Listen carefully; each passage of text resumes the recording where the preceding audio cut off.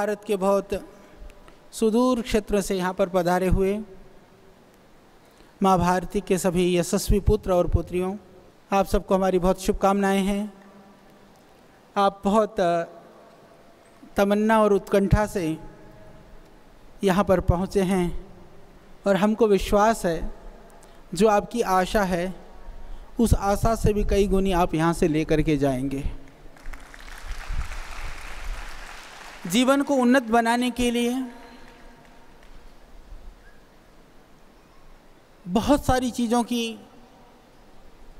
आवश्यकता होती है, पर बहुत चीज़ों से भी बढ़कर के जो चीज़ें हमारे पास होती हैं, जिन चीज़ों को हम सीख लेते हैं, उनको निरंतर अपने पास बना करके रखना उससे भी ज़्यादा महत्वपूर्ण होता है। थोड़ी सी आत्मिक शक्ति, थोड़ा सा हिम्मत, संकल्प की दृढ़ता, वह आपको बहुत कुछ जीवन में आगे बढ़ने के लिए, करने के लिए और बहुत ऊंचाइयों तक पहुंचने के लिए साधन के रूप में वो पर्याप्त होती हैं।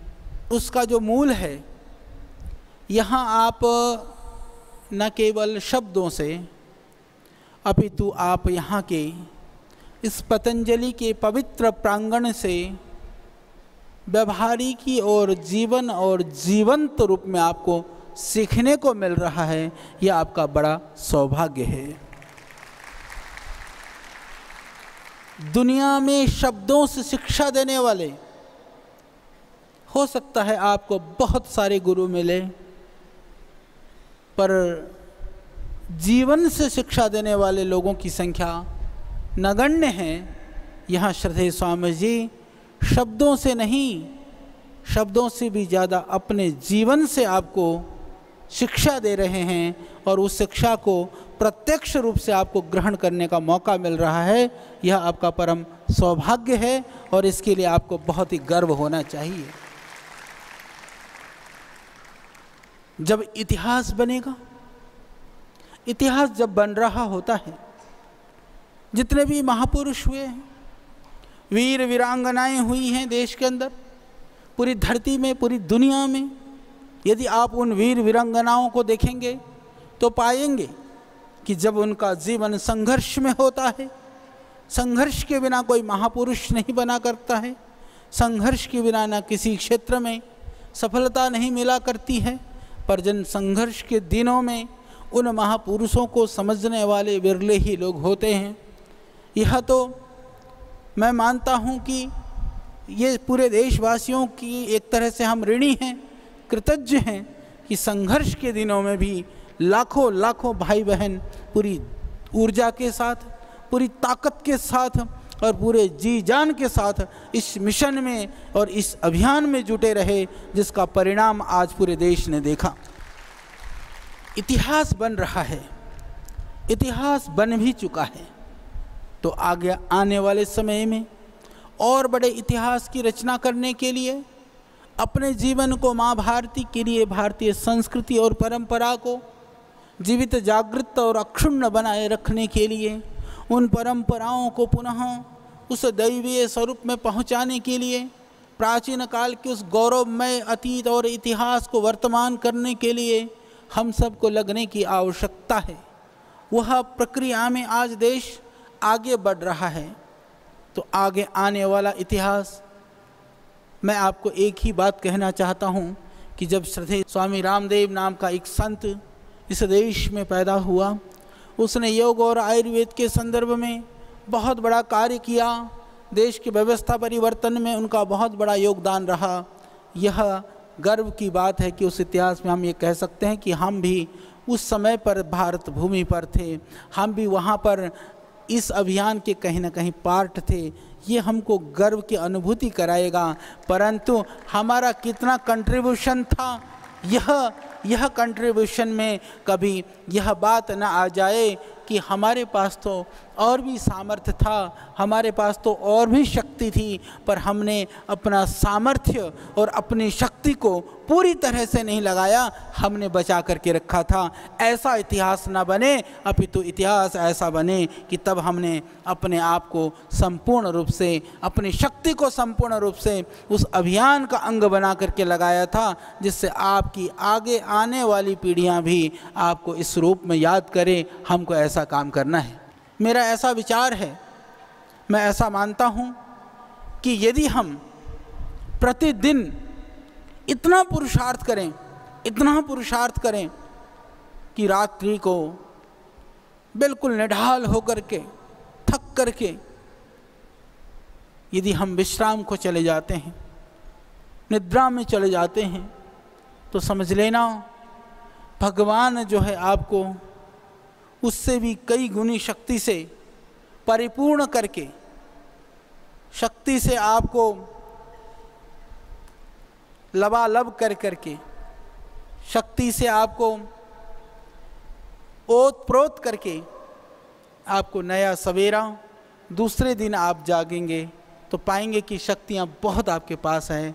परंतु यदि अपनी शक्ति को बचा करके आलस्य से, प्रमाद से, शिथिलता से, और आपको लगा कि कोई नहीं, आज तो इतना ही, बाकी कल देखूंगा, आज तो थक गया, एक दिन में तो इतना ही तो काम होता है, हमको तो इतना ही तो करना है, यदि ऐसा सोचेंगे तो भगवान आपको कल के लिए शक्ति बचा करके नहीं रखेंगे। जो शक्ति दी हुई थी उसको भी वापस ले लेंगे, क्योंकि भगवान को लगेगा कि इसको शक्ति देना बेकार है, क्योंकि वह इसका प्रयोग नहीं करता है, यह तो उसको बचा करके रखता है, तो उस शक्ति को उठा करके भगवान दूसरे को दे देंगे। इसलिए हम सबको ऐसा कार्य करना है, इस तरह से हम सबको ऊर्जावान बनना है कि भगवान की दी हुई शक्ति का हम पूरी तरह से सदुपयोग कर सकें, जिससे भगवान हमको और ताकत और शक्ति प्रदान करें। दुनिया में बड़े बड़े काम बड़े बड़े साधनों से नहीं हुआ करते हैं, यह आप ध्यान रखना। यदि बड़े संसाधनों से ही बड़े काम होते तो आज दुनिया में जो बड़े बड़े कार्य हैं, जिनके पास ज़्यादा संसाधन हैं, सिर्फ वही लोग करते। पर दुनिया में ऐसा कहीं देखने में नहीं आता है। देखने में तो ऐसा आता है कि जिनके पास संकल्प की शक्ति जितनी प्रबल है, वही लोग ज़्यादा बड़े काम कर जाते हैं। इसीलिए साधनों की चिंता हमको नहीं करनी है, अपनी संकल्प की दृढ़ता के लिए हमको प्रयास करना चाहिए। तो आप सब दृढ़ संकल्पी बने, दृढ़ संकल्पवान बने, किसी भी तरह से लोभ लालच प्रलोभनों आदि से भी अपनी संस्कृति के प्रति, अपनी परंपराओं के प्रति, अपने मूल्य और आदर्श के प्रति आप अडिग बने रहें। कोई आपको उन परंपराओं से डगमगा न सके, इसके लिए आपको सततः प्रयास करते हुए आगे बढ़ना है। उसके लिए सततः आपको लगना है, क्योंकि कभी कभी ऐसा होता है कि 100 दिन का प्रयास एक दिन की शिथिलता से वह कहीं बहुत सब कुछ समाप्त कर देता है। तो एक क्षण के लिए भी, एक दिन के लिए भी न शिथिलता, न आलस्य, न प्रमाद आपके अंदर आए, इस तरह से आपको पूरी ऊर्जा के साथ लगना है। यह जो अभियान, जो कुछ भी आज आप पतंजलि योगपीठ परिवार में देख रहे हैं, जो कुछ भी आपको दिखाई दे रहा है, यह तो इसका एक स्थूल स्वरूप है, यह तो भौतिक रूप है। इस भौतिकता के पीछे जो तप है, जो साधना है, और इस भौतिकता से जो हमको पाना है, यदि आप उसको देखेंगे तो आपको और भी गर्व और गौरव होगा कि एक तप के द्वारा इतना बड़ा सृजन हो सकता है, वह भी दुनिया को अपनी संस्कृति की ओर उन्मुख करने के लिए। यह बहुत बड़ी बात है।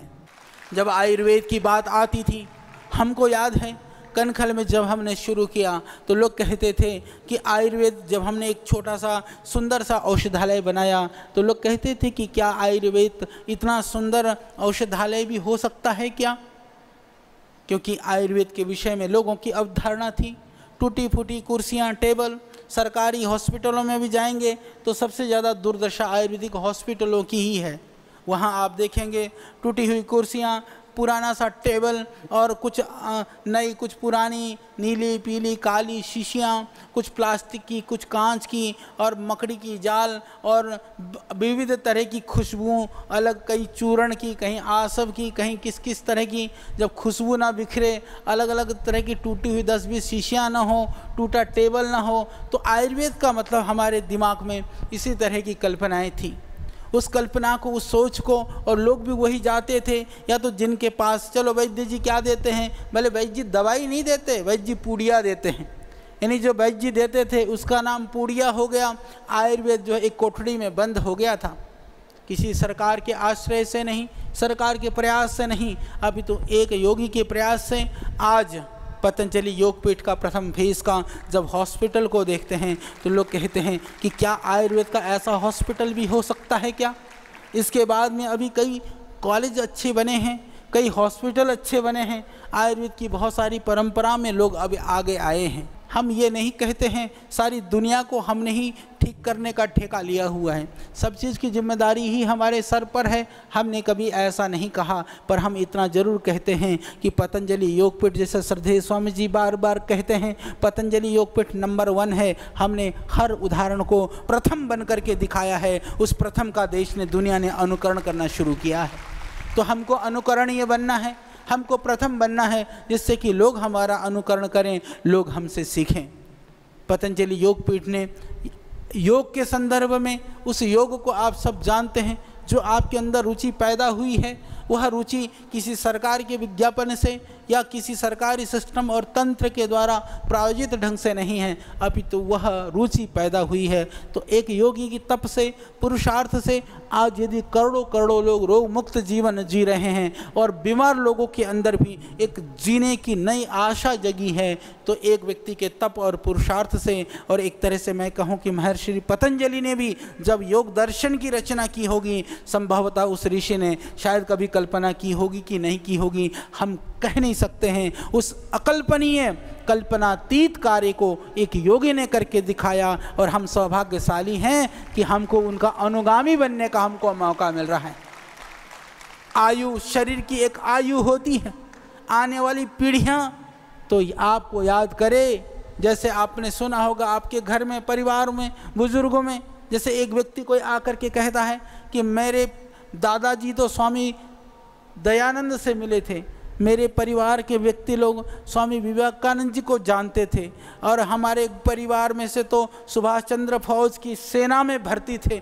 हमारी कितनी भावना बनती है, हमने सुभाष चंद्र बोस को नहीं देखा, हमने महर्षि स्वामी दयानंद को नहीं देखा, हमने विवेकानंद को नहीं देखा, पर उनके फौज में सेवा करने वाले अभी एक ड्राइवर भाई हैं जो उनके ड्राइवरी किया करते थे, अभी जीवित हैं। लोग उनको भी इसी श्रद्धा से देखते हैं कि न जाने वह सुभाष चंद्र बोस के प्रतिरूप हों।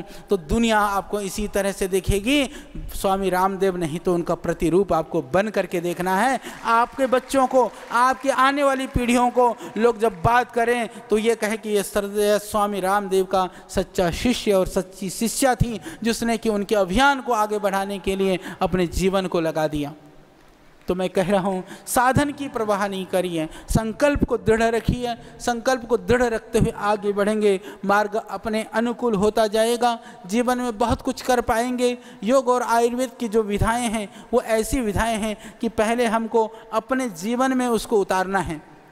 योग कोई कथा प्रवचन नहीं है, आपने यहाँ पर सीखा, 7 दिन 6 दिन आपने बैठ करके यहाँ पर योग किया, परंतु उसको निरंतर घर में भी जा कर के करना, दूसरों को भी कराना। योग की निरंतरता यही है, आयुर्वेद की निरंतरता है। कम से कम आहार के विषय में, ऋतुचर्या के विषय में, दिनचर्या के विषय में जो शास्त्रों में लिखा है, सुबह उठ कर के पानी पीना है, डेली नियम बना लीजिए। रात्रि को सोने से 2-3 घंटा पहले भोजन करना है, नित्य नियम बना लीजिए। आहार को सात्विक आहार लेना है, नित्य नियम बना दीजिए। तो यह आयुर्वेद की जो व्यवस्था है उसके अनुसार आप जीवन को जिएं, औरों को भी आप प्रेरित करें। तो जीवन में सतत निरंतरता बना रहे, इसके लिए ज़रूरी है कि सतत इसका अभ्यास हो, इसी से आपका जीवन बनेगा। फिर आप उपदेश से जो जितना दूसरे को शिक्षा दे पाएंगे, उससे ज़्यादा मैं कहता हूँ कि आप अपने जीवन से भी दूसरे को शिक्षित कर पाएंगे। जब आप चलें फिरें, आप कहीं जाएं, तो लोग आपको देख करके कहे कि जीवन हो तो इस व्यक्ति के जैसा हो। तो मैं कहता हूं यदि आप ऐसे बन गए तो आपका यहाँ आना पूरी तरह से सार्थक है। व्यवहारिक पक्ष को आप देखेंगे, श्रद्धेय स्वामी जी ने स्वदेशी की बात देश के विविध महापुरुषों ने, बहुत सारे लोगों ने किया। उस स्वदेशी को प्रतिष्ठापित करने के लिए भी बहुत लोगों ने प्रयास किया, पर आप जानते हैं कि स्वदेशी को प्रतिष्ठापित करने में बहुत सारी बाधक तत्व थे। इस देश में बहुत सारी विदेशी कंपनियां थी, उनका आकर्षण था, उनका प्रलोभन था। हमको लगता था, हमारी मानसिकता एक ऐसी बन गई थी कि ये विदेश की चीज़ है, विदेशी कंपनी के द्वारा बनी हुई चीज़ है, तो वो क्वालिटी की चीज़ होगी, वो अच्छी चीज़ होगी। यदि इस मानसिकता को तोड़ा है तो मैं कहता हूँ सिर्फ और सिर्फ श्रद्धेय स्वामी जी ने इस मानसिकता को तोड़ा है। एक व्यक्ति के अंदर कितने रूप हो सकते हैं, एक व्यक्ति को हम कितने रूपों में देख सकते हैं, चाहे उसको एक वीर क्रांतिकारी सेनानी के रूप में देखो, एक आध्यात्मिक महापुरुष के रूप में देखो, देश के अंदर विविध इस व्यवस्था को, कुरीतियों और ढोंग पाखंड अंधविश्वास उसके विरुद्ध चुनौती देने वाले एक व्यक्तित्व के रूप में देखो, या इस देश के अंदर स्वदेशी की पुनर्स्थापना करने के व्यक्ति के रूप में देखो, तो आपको इकलौता श्रद्धेय स्वामी जी का ही रूप आपको अपने आंखों के सामने दिखाई देगा। इतना ही नहीं है, इतना सब कुछ होने के बाद में भी, इतना कुछ करने के बाद में भी जो बिल्कुल निष्प्रिय है, निर्लिप्त है, जिसको किसी भी चीज़ से, दुनियादारी से लेना देना नहीं है, ऐसा कोई व्यक्ति ढूंढोगे तो भी आपको श्रद्धेय स्वामी जी ही दिखाई देंगे। जब साधन होता है तब साधन नहीं होता है, तब लोग बहुत विविध तरह के त्याग में होते हैं, पर साधन होने के बाद में भी वही 2 वस्त्र और वही थोड़ा सा भोजन और उन्हीं खड़ाऊँ और वही ज़मीन पर सोना, ये बिरला ही कोई महापुरुष कर करके दिखा सकता है। इसलिए मैं कहता हूँ, शब्दों से जो सीखने को मिले शब्दों से सीख लेना, शब्दों से ना समझ पाएँ तो जीवन से समझ लेना। क्योंकि एक व्यक्ति के जीवन के अंदर आप कल्पना करते हो कि आपके जीवन में जिसके लिए हम अपने जीवन का आदर्श किसको माने, यदि आप आदर्श के रूप में ढूंढना चाहते हो तो मैं कहता हूँ जिस भी तरह का आपको आदर्श चाहिए, आपके अंदर क्रांतिकारी भाव हैं, क्रांतिकारी ढूंढो तो स्वामी जी मिलेंगे। आपके अंदर आध्यात्मिक भाव है, आध्यात्मिक पुरुष ढूंढोगे तो स्वामी जी मिलेंगे। आपके अंदर देश राष्ट्रवाद की प्रखर अवधारणा है, राष्ट्रवादी ढूंढोगे तो स्वामी जी मिलेंगे।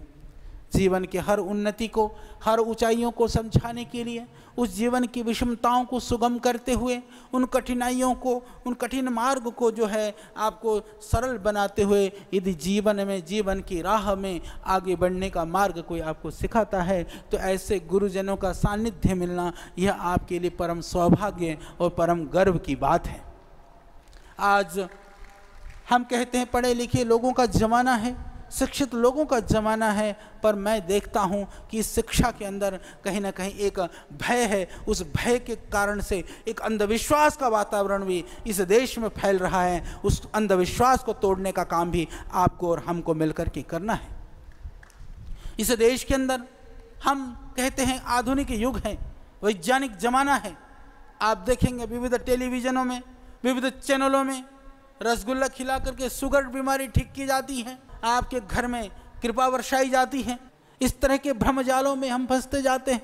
जब आदमी परेशान होता है, आदमी हताश होता है, निराश होता है, जीवन में कहीं रास्ता दिखाई नहीं देता है, तो रास्तों का तलाश करते करते करते करते कभी कभी वो ऐसी जगह पर पहुंच जाता है जहां पूरा रास्ता ही बंद है। तो हम रास्ता तलाश करने वालों को बंद रास्ते में ले जा करके, उन बंद सकरी गलियों में ले जा करके नहीं छोड़ते हैं, अपितु बहुत सघन, बहुत सुंदर और बहुत चौड़े राजमार्ग में लेकर के आगे बढ़ने के लिए आपके मार्ग को प्रशस्त कर करके हम उस मार्ग में चलने की शक्ति दे करके आपको छोड़ते हैं। यही खासियत इस पतंजलि योग पीठ की है, इस संस्था की है।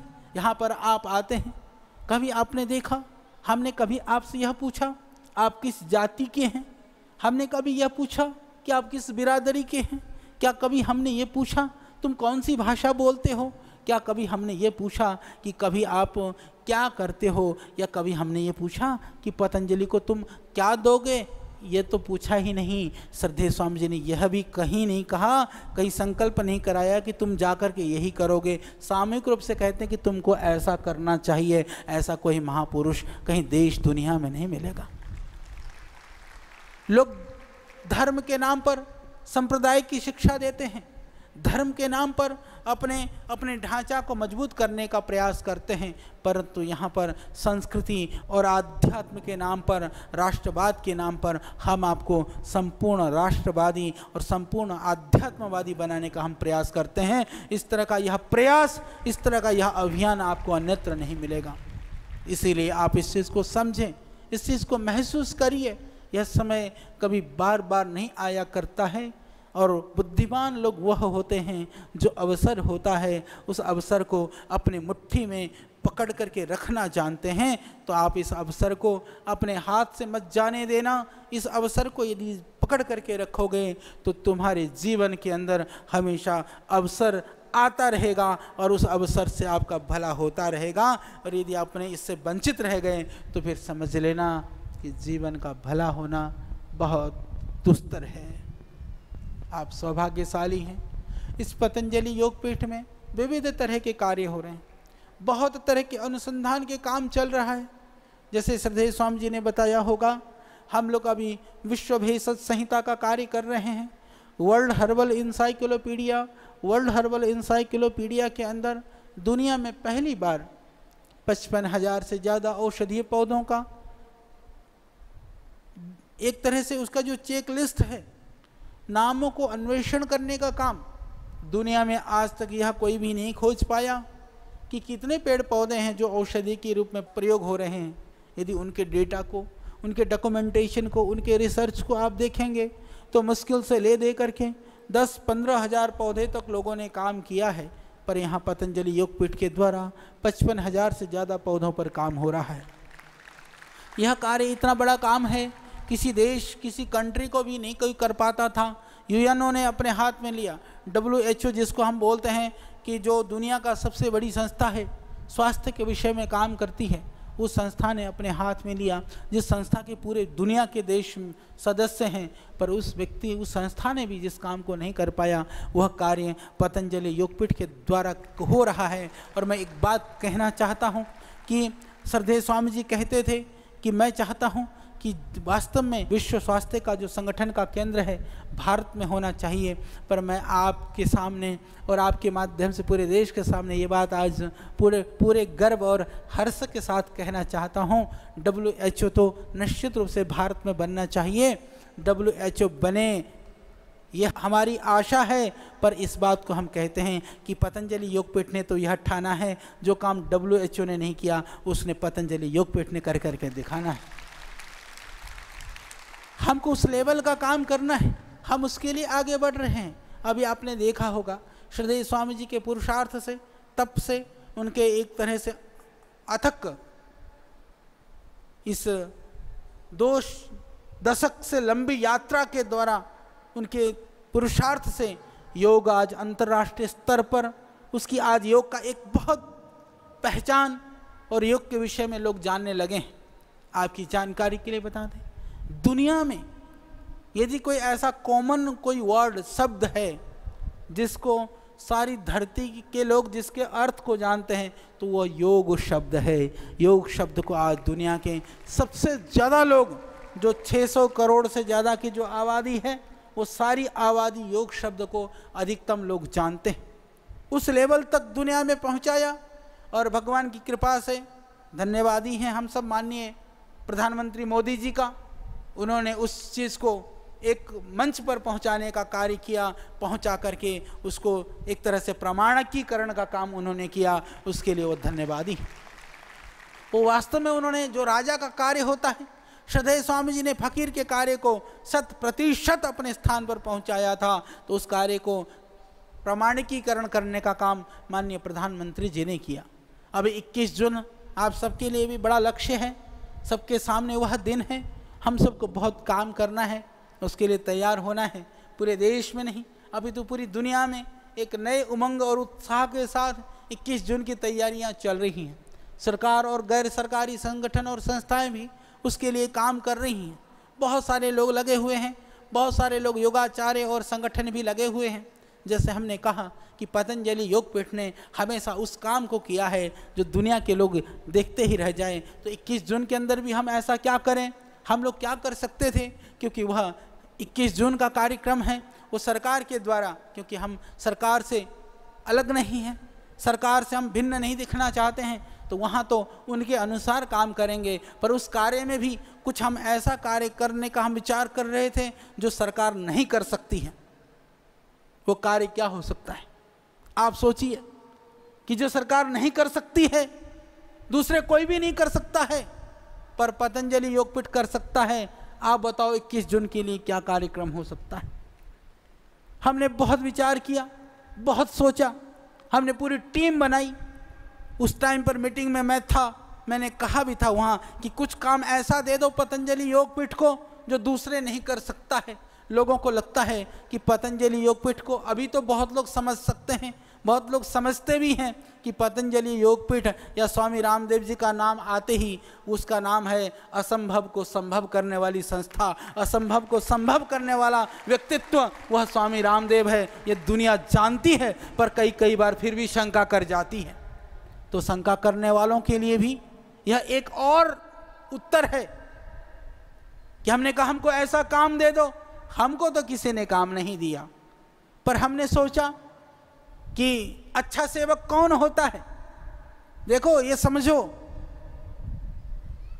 यदि हमको हम कहीं सेवा दे रहे हैं या हम किसी परिवार और समाज से जुड़े हुए लोग हैं, तो सामान्य लोग तो वो होते हैं जो बता दिया जाए उसको प्यार से करने वाले लोग, उनको सामान्य माना जाता है। और बताने के बाद में भी ना करे ढीठ, उसको तो बिल्कुल बेकार माना जाता है। और असामान्य कौन से होते हैं कि जो है समय और परिस्थिति को समझ करके अपने आप कुछ अच्छा सा करके दिखाते हैं। समय तो सबके पास यही है, जो कुछ करना है हमको इसी समय पर करना है। एक छोटी सी कहानी याद आ गई, थोड़ी सी बात सुना देता हूँ। कहते हैं कि एक व्यक्ति के घर में एक सेठ जी के यहाँ 2 नौकर काम करते थे। दोनों लगभग एक ही तरह के काम करते थे। सेठ जी ने एक की तनख्वाह तो ज़्यादा दे रखी थी, एक का कम दे रखा था। तो जो ज़्यादा वाला था वो भी काम करता था, कम वाला भी काम करता था, पर उसके मन में कई बार बड़ा असंतुष्टि का भाव बना रहता था। हम दोनों एक ही काम करते हैं, फिर भी हमको अलग अलग क्यों तनख्वाह, क्यों वेतन देते हैं सेठ जी। तो एक दिन उससे रहा नहीं गया, जिसको कम पैसे मिलते थे। उन्होंने कहा, सेठ जी ये कौन सा स्पेशल काम करता है जो इसको ज़्यादा पैसा देते हो? जो ये करता है वही तो मैं करता हूँ। अच्छा आप बता दो, जो इसको कहोगे वही मैं करूँगा, मैं करके दिखाऊँगा। बड़ा वो सेठ जी सुनते रहे। बोले भैया ये है और तुम हो। बोले मेरे को आपकी बात समझ में नहीं आती है, आप मेरे साथ गलत व्यवहार करते हो, उसके साथ ज़्यादा अपनापन दिखाते हो। तो उसने कहा सुन, बोले देखो सामने ऐसी खेत खुली ज़मीन थी, मैदान था। उन्होंने कहा सामने देख क्या है? बोले मैदान है। बोला बेटा मैदान में देखो और क्या कुछ दिखाई दे रहा तुमको? कहने लगा जी एक कुतिया दिखाई दे रही है। उन्होंने कहा कुतिया दिखाई दे रही, और भी कुछ दिख रहा है क्या? उसने कहा उसने कुछ बच्चे दे रखे हैं। तो बोले अच्छा। तो सेठ जी ने कहा कि बेटा जा तू उस बच्चे को गिन करके आ, कितने बच्चे दे रखे कुतिया ने। तो वो निकल गया, जो कुड़ता रहता था, जिसको कम पैसे मिलने की शिकायत थी, वो चला गया। चल करके आया, उसने कहा सेठ जी वहाँ पर 4 कुत्ते के बच्चे हैं। तो उसने कहा ठीक है, नोट कर लिया, 4 कुत्ते के बच्चे हैं। फिर दूसरा सेवक को बुलाया, बोले बेटा तू यहाँ आ। बोले जा देख क्या दिख रहा है? उसने कहा वो कुतिया दिख रही है। और क्या दिख रहा है? बोले उससे बच्चे दिख रहे हैं। बोले जा जरा गिन करके आ कितने बच्चे हैं। तो उसने जा गिन करके आया, तो उसने भी कहा सेठ जी बच्चे 4 हैं। तो वो जो कम पैसे मिलते थे वो बड़ा खुश हुआ कि जो मैं उत्तर लेकर के आया वही तो ये लेकर के आया। सेठ जी ने कहा धीरे से, बेटा जरा ये बताओ कितने पिल्ले थे, कितनी पिल्लियाँ थी? यानी कुत्ते के कितने कुत्ते मेल थे, कितने फीमेल, वही होते हैं ना बच्चों में जो है पिल्ले और पिल्ली बोलते हैं हिंदी में। बोले कितने थे? तो जिसको कम पैसे मिलते थे उसने कहा ये थोड़ी पूछा था आपने। तो दूसरे ने कहा सेठ जी 2 पिल्ले हैं, 2 पिल्लियाँ, जितने भी थी उसने संख्या बता दी। तो हमको तो ऐसे सेवक बनना है कि जो काम बता दिया गया तो उसका अर्थ क्या है उसको भी समझ करके उस काम को भी कर करके आए। तो पतंजलि ने हमेशा ऐसा ही काम किया है। हम सबको भी, आपको भी ऐसे ही बनना है। सिर्फ पिल्लों की संख्या गिन करके नहीं आना है, वो कितना पिल्ले पिल्लियाँ हैं हमको यहाँ तक, इस गहराई तक उतर करके देखना है। तो उन गहराइयों में उतरने के लिए तो हमने सोचा कि 21 जून के लिए हम क्या कर सकते हैं।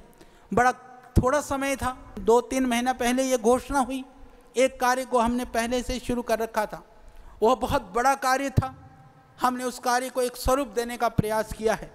वह है 21 जून को हर हालत में, क्योंकि आज भी अभी उसी काम को करके आया हूँ, हमारी पूरी टीम काम कर रही है। एक मेरे यहाँ का अभी PhD का विद्यार्थी है महेशानंद, उसके साथ पूरी टीम है। अभी हम बना करके, मेरे जो बच्चे हैं जो MA कर रहे हैं, जो आप लोगों में से जो ब्रह्मचारी ब्रह्मचारिणियाँ बननी है वो तो वैदिक गुरुकुल में जाओ, बाकी जो विद्वान विदुषी बन करके यदि आप प्रोफेशनल लाइफ में भी जाना चाहते हैं, जिनको अभी पढ़ाई करनी है, BA MA करना है, तो पतंजलि विश्वविद्यालय में भी आप एडमिशन ले सकते हैं। वहाँ भी मेरे पास बहुत अच्छे अच्छे विद्यार्थी हैं, अभी कई कार्यों में हमारा सहयोग कर रहे हैं। तो वो लोग काम कर रहे हैं, उनको समझा करके सिखा करके हम लगा रहे हैं। लगभग 1000 ग्रंथों से, 1000 के लगभग किताबों में से अलग अलग तरह के रेफरेंसेस ढूंढ करके, छांट करके, पूरे योग के अंदर जितने भी शब्द हैं उन सारे शब्दों को इकट्ठा करने का पहला कार्य बड़े स्तर पर योगा इंसाइक्लोपीडिया का काम पतंजलि योगपीठ के द्वारा हो रहा है। अभी हमने इस कार्य की चर्चा नहीं करी, तुम सौभाग्यशाली हो, आज मैं पहली बार इस बात की चर्चा कर रहा हूँ। अभी तक यह मेरा मिशन सीक्रेट था। इस अभियान के विषय में वर्ल्ड हर्बल इंसाइक्लोपीडिया का आपने सुना होगा, बहुत बार टेलीविज़न में सुना होगा। वो भी हम करीबन कई वर्षों से लगे थे इंसाइक्लोपीडिया का काम, योगा इंसाइक्लोपीडिया, जो योग महाकोश, योग के विविध जो शब्द हैं उनका कोश का कार्य भी पतंजलि योगपीठ से चल रहा है। और मैं आपको बता दूं, लगभग 15,000 से ज़्यादा शब्दों का संग्रह उस कोश के अंदर किया जाएगा। पहली बार जब योग की बात आती है तो मैं आपको बताना चाहता हूं कि 1000 किताबें, उनमें से कम 300 से ज़्यादा ऐसे ग्रंथ हैं जो पांडुलिपियां हैं, जो कभी आज तक प्रकाशित ही नहीं हुई हैं, जो कहीं मिलती नहीं है आराम से। उन सारे किताबों को भी हमने ढूंढ करके संग्रह कर करके, और इतना ही नहीं, योग के शब्दों को ढूंढने के लिए हमने न केवल संस्कृत के शब्द, अपितु तुलसीदास से लेकर के, संत कबीर से लेकर के, रैराज से लेकर के, गुरु ग्रंथ साहिब से लेकर के, जितने भी अर्वाचीन, चाहे वो संत हमारे दूसरे महापुरुष हुए हैं, संत ज्ञानेश्वर से लेकर के जहाँ जहाँ के जो भी संत महापुरुष हुए हैं, चाहे महर्षि अरविंद हुए हैं, उनकी जो परंपरा में उन्होंने जिन जिन शब्दों को ढूंढा, उन शब्दों को भी उस ग्रंथ में देने का हमने प्रयास किया है, और उस सारे शब्दों का संग्रह भी उसके अंदर किया गया है। इतना ही नहीं, योग के ग्रंथ में जो आध्यात्म के, प्रार्थना के जो शब्द कुरान में हैं, बाइबल में हैं, जैन ग्रंथों में हैं, बौद्ध ग्रंथों में हैं, उन ग्रंथों में भी जो जो कुछ है सब कुछ उसके अंदर डाला जा रहा है। यह पहली घटना है दुनिया की। और जो योग के ग्रंथ हैं, चाहे वो घेरंड संहिता हो, चाहे हठ प्रदीपिका हो, हठ प्रदीपिका को कई लोग हठ योग प्रदीपिका कहते हैं, परंतु उसका नाम, सही नाम हठ प्रदीपिका है। उस ग्रंथ के अंदर, घेरंड के अंदर लगभग आसन जो है वो 32 आसनों का वर्णन है मात्र।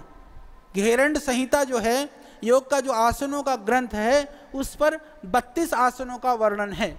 और जो तुम्हारा हठ प्रदीपिका है, उसके अंदर लगभग 15 आसनों का वर्णन है। टोटल मिलाकर के कितने हुए?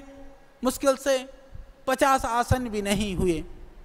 और जो हम ग्रंथ बना रहे हैं, आपकी जानकारी के लिए बता दूं, जो विश्व महाकोश के अंदर लगभग 2500 आसनों का नाम और उनकी विधि का वर्णन उस ग्रंथ के अंदर होगा। और आप मुद्रा की बात करते हैं तो घेरंड संहिता में लगभग 25 मुद्राएं हैं, हठ प्रदीपिका में लगभग 10 मुद्राओं का वर्णन है। परंतु जो हम पुस्तक बना रहे हैं योग विश्वकोश के अंदर, मैं आपको बता देना चाहता हूं, लगभग 300 मुद्राओं का वर्णन उस ग्रंथ के अंदर होगा।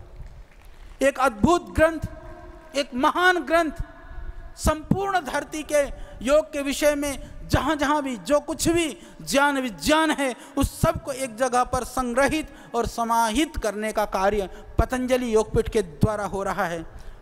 शोधन की क्रियाओं के विषय में 6, 8, 10, 15 शोधन की क्रियाओं का विविध तरह के योग के ग्रंथों में वर्णन है। हम कहीं 100 से ज़्यादा शोधन की क्रियाओं को उसमें देने वाले हैं।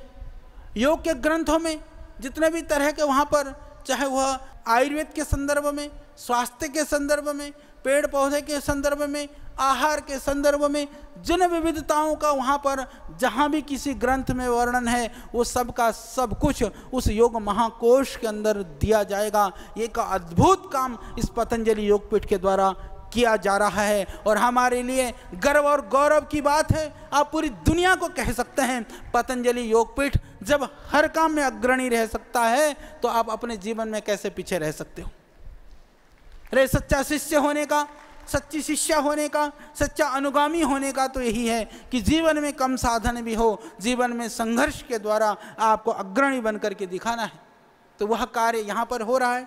मुझको इस बात को कहते हुए खुशी है 21 जून अब दूर नहीं है, अभी हमारे पास 1 महीना भी नहीं है और हम दुनिया को विश्व योग महाकोश देने वाले हैं। यह हमारे लिए गर्व और गौरव की बात है। जब इस योग को पूरी दुनिया में पहुंचाने में सबसे अग्रणी भूमिका पतंजलि योगपीठ के द्वारा निभाया गया है तो योग का महाग्रंथ भी दूसरा कैसे कोई दे सकता था। यह कार्य भी पतंजलि योगपीठ ही हो सकता था।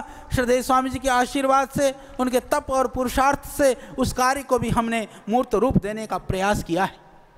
यह कल्पनातीत कार्य है। लोगों को जब पता चलेगा, बड़े लोगों को लगेगा कि यह काम कैसे हो सकता है, तो काम इसी तरह से किया जाता है, इसी तरह से निरंतर लगा जाता है। आप लगिए, आगे बढ़िए और बहुत सारे अभी हमको बहुत सारे लक्ष्य को पाना है, बहुत सारे हमको और आगे भूमिकाएं निभानी हैं। आप आगे बढ़ें और जिस भी रूप में जहाँ भी आप हैं, जितने भी संसाधन आपके पास हैं, पूरी संसाधन के द्वारा, पूरी शक्ति के द्वारा इस संस्थान से, यह जो मातृ संस्था यह माँ होती है, इस माँ की रक्षा, इसकी संवर्धन संरक्षण, माँ के यशोगान, इसमें हम कभी भी कंजूसी न करें, कभी भी हम इसके लिए कोताही न बरतें। अभी तो हम पूरे प्राणपन से, पूरी मनोयोग से जैसे अभी लगे हैं उससे भी ज़्यादा ऊर्जा और ताकत के साथ हमको इस संस्था के लिए, संस्कृति की रक्षा के लिए आगे बढ़ना है। ये आप संकल्प लेकर के यहाँ से जाएंगे, यही मेरी शुभकामना है।